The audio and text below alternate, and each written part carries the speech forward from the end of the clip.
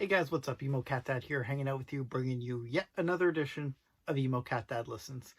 If you're new here, then what I do is every day of 2024, I about check out a new band or artist.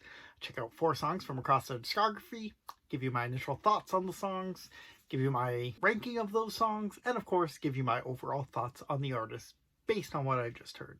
As you see right there, our artist today is Underoath. Now, I actually do have some experience with Underoath.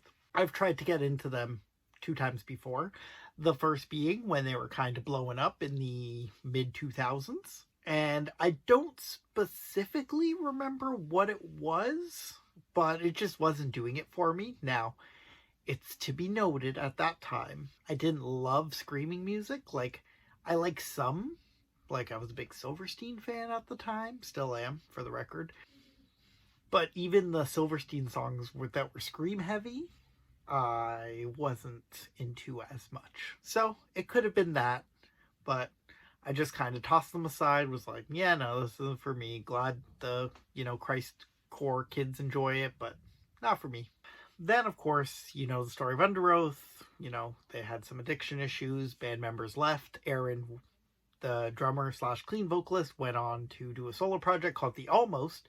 I like The Almost quite a bit. So that's what leads me to believe it was probably the screaming that I didn't like. Before Underoath finally went on hiatus in the early 2010s, ultimately coming back in about 2018. And that was when I decided to give them another shot since, I really liked Aaron's solo project. So decided to give them another whirl with my, at that point I was almost 30. I was like, you know what? I've grown. I like screaming music more now. Let's give Underoath a try. I did listen to an older track. I think it was Reinventing Your Exit. I'm not 100% on that. And I was like, I don't love it still. And of course I listened to their newer tracks, which was like Erase Me, and I think there was one called Rapture too. Correct me if I'm wrong. And just, I didn't think they were bad by any stretch, just didn't do anything for me, so I just kind of moved on with my life and never really revisited Underoath. But I realize they're a big band, they're an important band in the scene, so I should give them another crack at it. So here I am, doing a suggestion of Underoath for all you fine people out there. So let's go along and see if my thoughts on Underoath has changed over the years. So naturally, we gotta start with the scene classics, the first being They're Only Chasing Safety. And surprisingly, the most streamed song is A Boy Brushed Red Living in Black and White. And I'm pretty sure I've never heard the song until today, so let's give it a listen.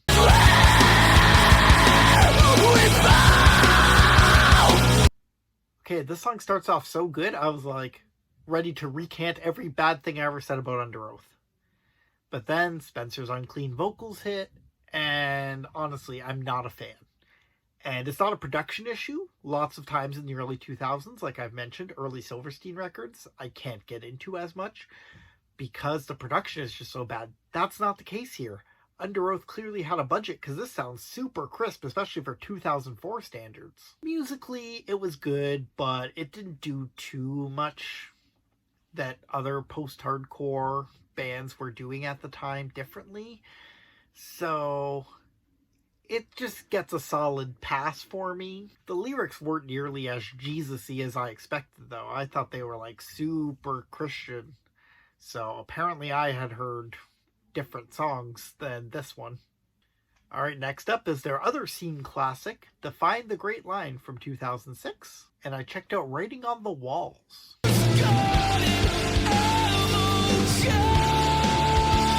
Alright, so Spencer's uncleans here are slightly better. I wouldn't say that they're good yet for my ears. It's just the style of vocal I can't get behind. They did add some cool elements, so this wasn't nearly as paint by numbers as the last track was. There was lots of production that I don't think bands were really doing in 2006 yet. It was more so later on in the later 2000s. So Underoath was pretty early to the sound. But they repeat a lot at the end and there's some long musical breaks. So if you've watched me before, not a fan of either of those things. So Big negative points here at the end. Alright, their next album was called Lost in the Sound of Separation, and I checked out Desperate Times, Desperate Measures.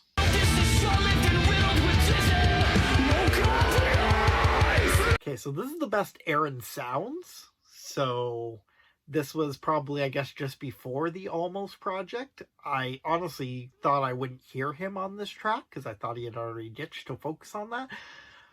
But clearly not the case. He was still doing Underoath, and yeah, honestly, he sounds great. I wouldn't be surprised if this is what kind of pushed him into the realm of, oh, I got to do my own like solo thing and get that off his chest, because yeah, this sounds great.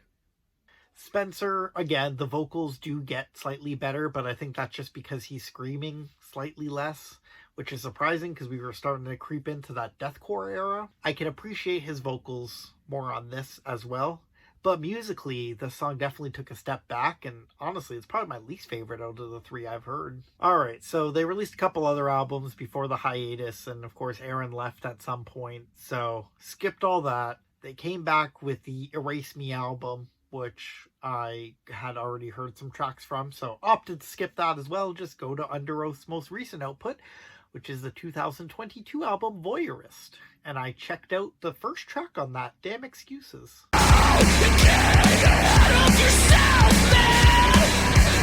Okay, now this actually bangs. This is kind of what I wanted from Underoath, I guess, the whole time.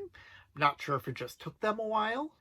And musically, they still take some swings here. There's a shoegazy part near the end of the song. And honestly, I'm not a big shoegaze person. In fact, I really don't enjoy it in most times.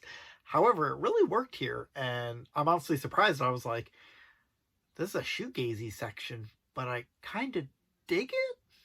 Very weird. All right, so those were the 4 Underoath tracks I checked out. Let's rank them. At number 1, to no surprise, Damn Excuses.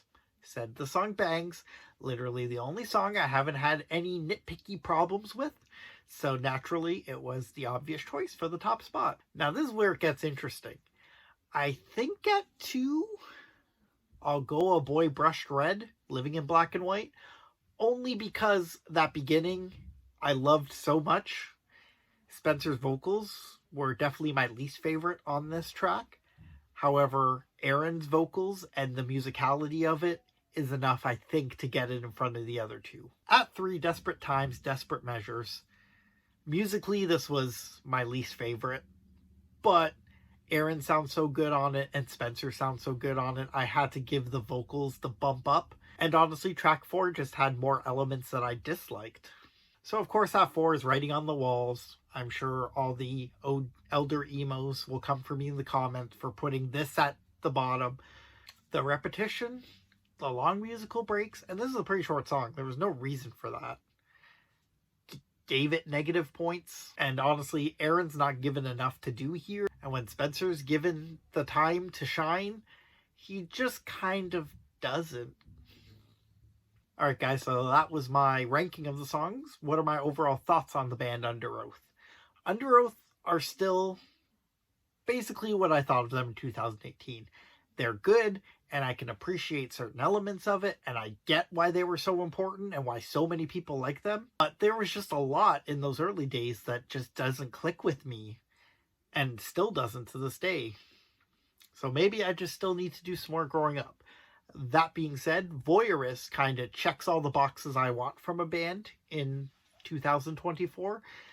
They're doing a sound I like, they're good vocally, and they're still trying out new things. So it doesn't just sound like any other, generic metalcore or post-hardcore band that I've been listening to for, 20 years at this point. Alright guys, that was my overall thoughts on Underoath. Make sure you leave me your thoughts in the comments below. I want to hear, what are your favorite Underoath albums or songs? Do they click with you? Do they not click with you? What do you get out of them? Whether it's the classics or the newer stuff. Also, while you're down in the comments, make sure you give me some suggestions down there. Give me bands and artists that I absolutely need to check out. We're almost at the end of March, but all that means is I still got 9 months of doing these. So, still lots more days that I need to fill, and I would very much appreciate your guys' help giving me sweet bands or artists that I can check out and hopefully become a bigger fan of. And if this is your first time here, thank you so much for stopping by. I hope you enjoyed this video on Underoath. But mostly I'd like for you to stick around and check out my video tomorrow, and the next day, and the next day.